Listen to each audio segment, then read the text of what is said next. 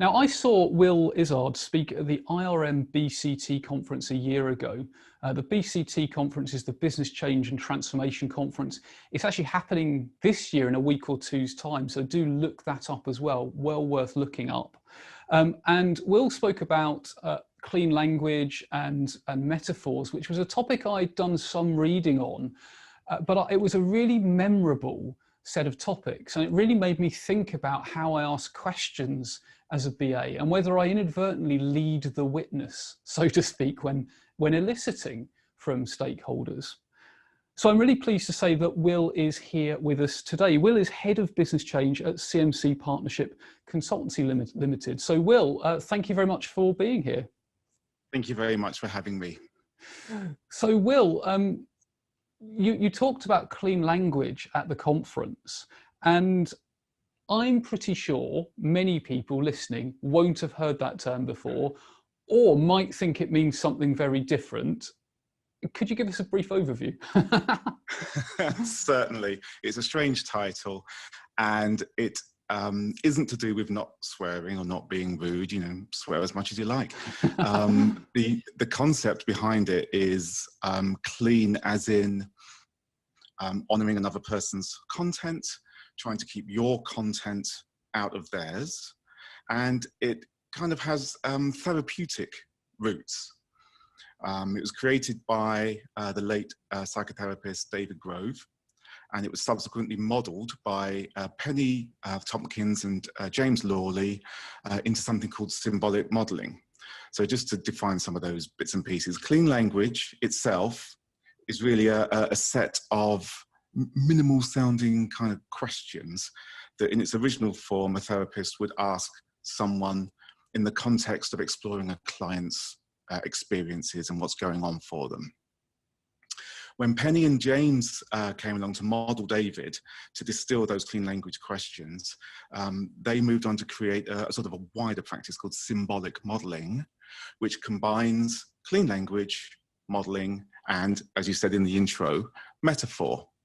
And the basic way to think about it is that if I'm a clean language symbolic modelling therapist or facilitator, I'm asking clean questions, and that's just a set of minimal questions of a client to create a model, that's the modelling bit, of their metaphorical landscape, that's the metaphor bit. And the word symbol there just relates to the ingredients of a metaphor. So if I used a metaphor in common vernacular, like banging my head against a brick wall, there are symbols there of my head, a wall, and the relationship of banging. So those are the symbols of the components of the metaphor, and we're asking questions to build this rich picture in metaphor terms. Is that? That's really interesting, and as you were, I mean, so much that we could talk about there, Will. And as you were thinking, I was thinking about metaphors, and I remember once being in an organisation where I was just suddenly aware that there were lots of military metaphors started to be used. Like everything was a war, or it's, you know, we sort of got beaten by, and it was, well, you know, we can attack the competition.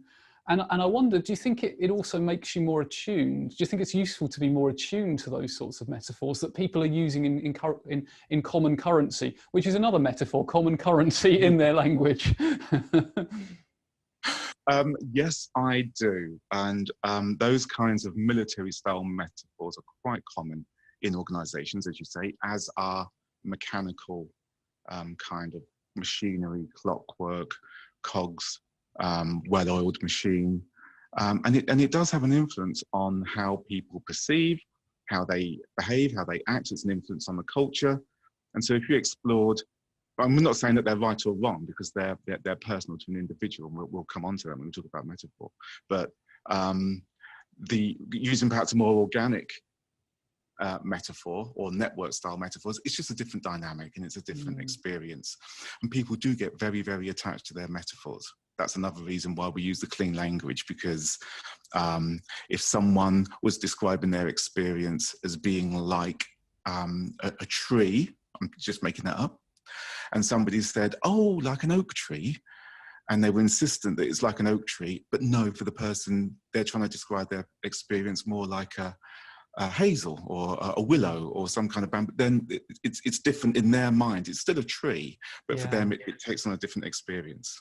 That's really interesting, isn't it? And just as you were saying that, I was thinking, you know, it could be a tree that's in bloom, or it could be a tree that's been blown over or is dying, and those could have quite different significance to the person making the point, I guess. So all of this is really interesting, Will. How would you say it's relevant for change and change practitioners? How can we use it? So that is a bit of a leap from its pure sort of psychotherapeutic roots, which are still about in personal change. You know, somebody goes to a therapist because they want to change something, or stuck in something, or something's not working for them. But I use it in organisational change, which isn't. I mean, I do describe change management generally. One of our change therapy is what I call it, but it's not therapy in that sort of sense. But my interest area there is, and what I described in the talk last year at IRM, is this kind of horizontal and vertical change is the way I've sort of come to think of it, in that we have various methodologies, and they're great methodologies for the tools and techniques and processes for managing the people side of change. That's what we're referring to with change management. And they're kind of left to right, they're kind of horizontal. And they're well developed and researched and robust, and they are great at telling you where you are in that process and directing your attention to what you could be doing. But very rarely, I think, they tell you how to do it. So that's a vertical change. That's a deep dive. And clean language is just one amongst many ways of just getting under the lid a little bit more. You said at the beginning about asking clean questions. The magic is in the questions. So if we can ask better questions, we'll learn more. So that's my use in change. Yeah. I have to ask you, Will, can you give us, and I know there are some traditional clean questions, and I'm putting you a little bit on the spot here, but could you give us an example of a clean question, or maybe give us an example of a non-clean question and a clean question to sort of compare the two?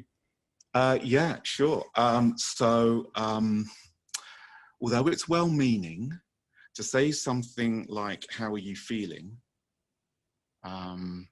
Or how are you doing? They sound gentle, don't they? And they sound, and you know, they're all right, but they're dirty-ish in clean language terms. Because if I ask you how you're feeling, I'm presupposing that what's happening for you is some kind of emotional or affect kind of experience, and it might not be. It might be a cognitive mental thing, or it might be a behavioral thing. Or if I ask you how you're doing, that sounds more action-y, and again, it may not be that. So in clean language, I mean, our all-purpose contingency opening gambit is, what would you like to have happen? Because that doesn't presuppose any of those things. You're free to answer it however you want. And it's really interesting. I know when we were chatting yesterday, Will, in advance of doing this, I was saying that when I first learned about clean language, I looked at the list of, you know, traditional clean questions. I was like, I could never use any of those. But suspending disbelief, that question, what would you like to have happen, or what would you want to have happen? I genuinely use that instead of saying, what would success look like?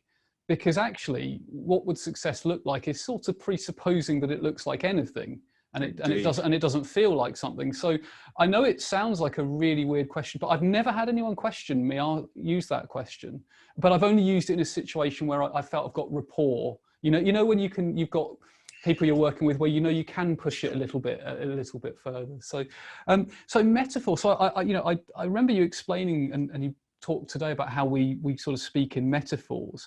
So can you talk a little bit more about what that means and why that's relevant? Certainly. And there's quite a bit of research on this, cognitive linguists and scientists. And it seems to be that we think and act and make sense of the world in metaphor. And there's plenty of evidence out there. The prolific use of metaphor in everyday language.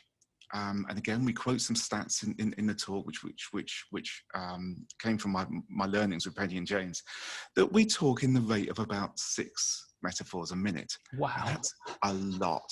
That is a lot. And there is some research that we can find that kind of corroborates that.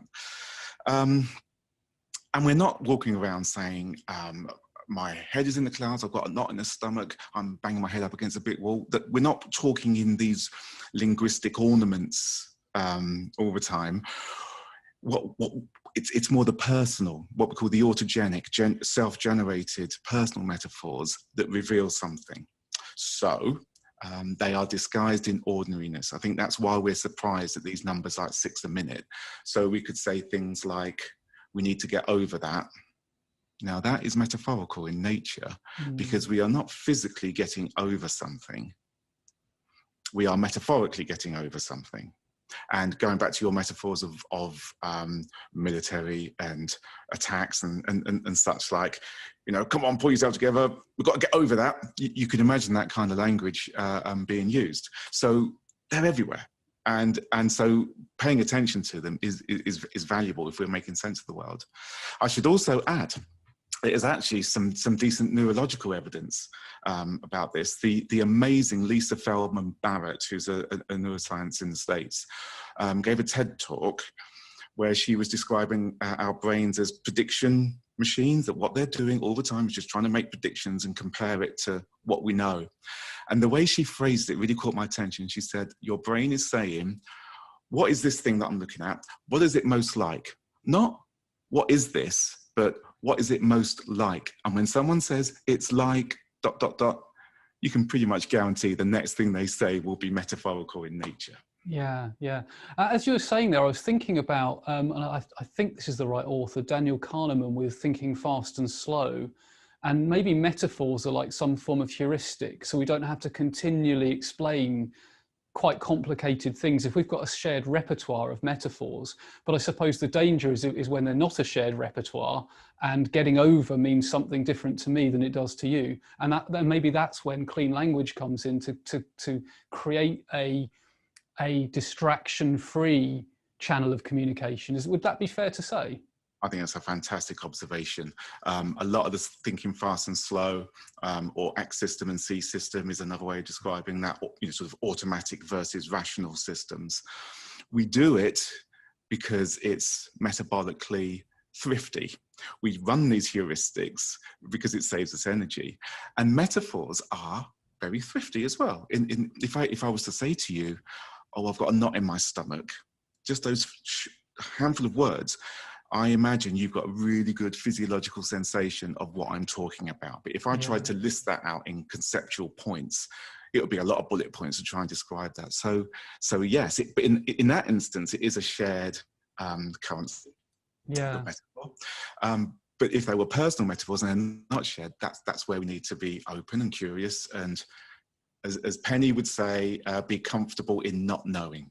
Yeah, be comfortable in not knowing. Embrace the ambiguity. That's a life lesson, I think. But so fantastic. So I mean, so much more we could talk about, Will, but time is against us as always. If you were to distill your biggest takeaway for folks tuned in, what would that takeaway be? Okay, well, if folks saw the talk, which is being rerun at the ACMP Global Connect in June, there is a wonderful takeaway, which is, I think, very relevant, not just in change, but in the business analysis world, of an alternative to problem solving, which uses clean language to move us away from being stuck in a problem and towards a desired outcome space. So that takes a little bit of talking through.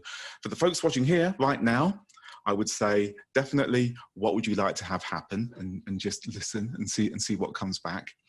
But the other one is my all-time favorite clean language question of all time, which is, when X, something that the client says, what happens to Y, something else that the client says? And the reason I say that is my favorite, particularly in change work, is because it's a really gentle and casual and conversational and easy way to model systemically.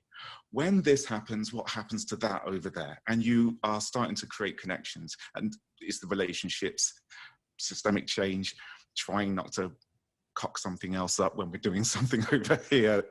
So that will say, is that my takeaway? That's fantastic. So, and I'm thinking that one through. So would an example of that will be maybe like, so when, and I'm just going to use random examples, but when the website gets overloaded, what happens to the morale of the team? Would it be those sorts of connections? That is perfect. I think that's absolutely perfect. In an organisational setting, you have to trade some cleanliness for a little bit of dirty, so that it can become conversational. Because the full therapeutic form of this is very strict in its syntax, so we sort of dirty it up a little bit and just. Yeah. This is going to be a random question that only probably some people on the call will associate. But are you familiar with Alan Partridge, Will? Yes, I am. When you say dirty, it just reminds me of Alan Partridge saying dirty. So I've been having to stifle a laugh a few times. I'm a massive Partridge fan. Yes. me so too. Dirty. Yeah. Stop it. Well, stop it. I can't keep it together. So, Will, thank you for a really interesting discussion. I'm certain people will want to stay in touch with you. They'll want to connect with you. They'll want to find out more about you and CMC. How can people stay in touch? Well, there's my email, which is will.izzard@consultcmc.com. And my LinkedIn is just William-Izzard. And we've just popped that in the chat as well, so people can click straight through and connect with you there. So, Will, thank you so much. Always a pleasure. Good luck with which conference did you say you're? It's the ACMP Global Connect in June. Fantastic. So I'm very pleased about that one. Yeah, so another thing people can look up as well. So excellent. Well, I hope to speak to you again soon, and thanks again for taking time out today. Always a pleasure. Thank you so much, Adrian. Bye-bye. Bye.